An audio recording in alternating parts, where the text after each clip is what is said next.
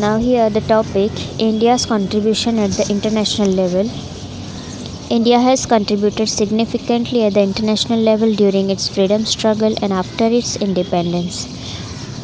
India जो कि आज़ादी के लिए जब स्ट्रगल कर रहा था तब भी और आज़ादी के बाद भी इंटरनेशनल लेवल पे अपना सही कंट्रीब्यूशन दिया है. India has always opposed imperialism. India ने हमेशा राजाशाही का विरोध किया है. Colonialism and evils like racial discrimination, जो भी भेदभाव थे और जो भी तरह का यानी जो समाज के लिए और इंसानों के लिए ठीक नहीं था, वो सारी चीज़ों का जो है विरोध इंडिया ने हमेशा किया है.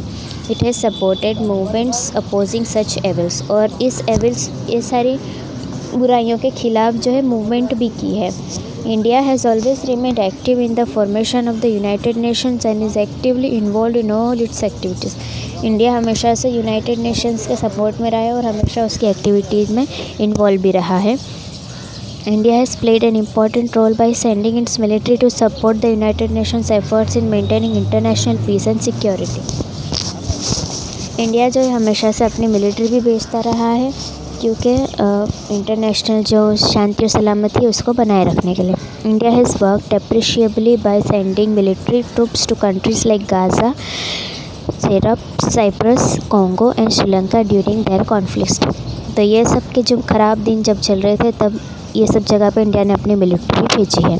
India has helped actively in maintaining peace. India ने सलामती शांति बनाए रखने के लिए एक्टिवली पार्ट लिया है, एक्टिवली मेहनत की है.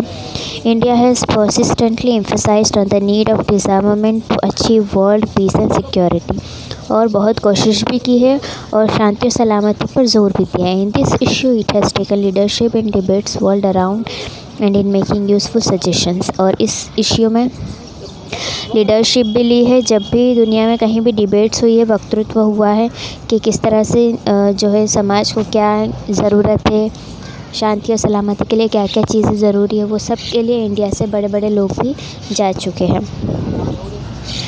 India has expressed the desire of the entire humanity for peace by presenting a proposal for total nuclear disarmament in the United Nations General Assembly. तो जनरल असेंबली में इंडिया ने express किया था अपनी ये डिज़ायर, अपनी ये इच्छा कि वो पूरी दुनिया की इंसानियत के लिए शांति चाहते हैं और इससे कि न्यूक्लियर जो भी बॉम्ब, आइटम बॉम्ब और ये सब जो भी चीज़ है उसका कम्प्लीटली ख़ात्मा कर दिया जाए. ऐसी उन्होंने अपील भी की थी, मीन्स इंडिया ने.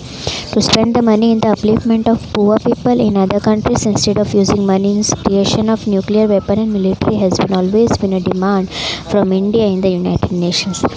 तो जो है न्यूक्लियर वेपन्स और मिलिट्री बनाने में जितना पैसा खर्च होता है उससे अच्छा है कि गरीबों को ऊपर लाने में वो पैसा खर्चा जाए. इसकी जो कोशिश इंडिया ने हमेशा से की है और यूनाइटेड नेशंस को भी इसकी डिमांड की है.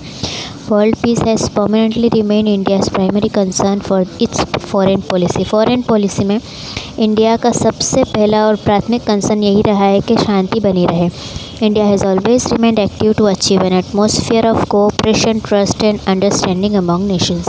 इंडिया ने हमेशा एक्टिवली पार्ट लिया और हमेशा खुद का नेचर भी ऐसा ही रखा है कि कोऑपरेशन होता रहे, एक दूसरे का साथ रहे, भरोसा रहे और एक समझदारी से काम चलता रहे सारे देशों का आपस में. ठीक है, so it is a good thing. Okay, next point in next video.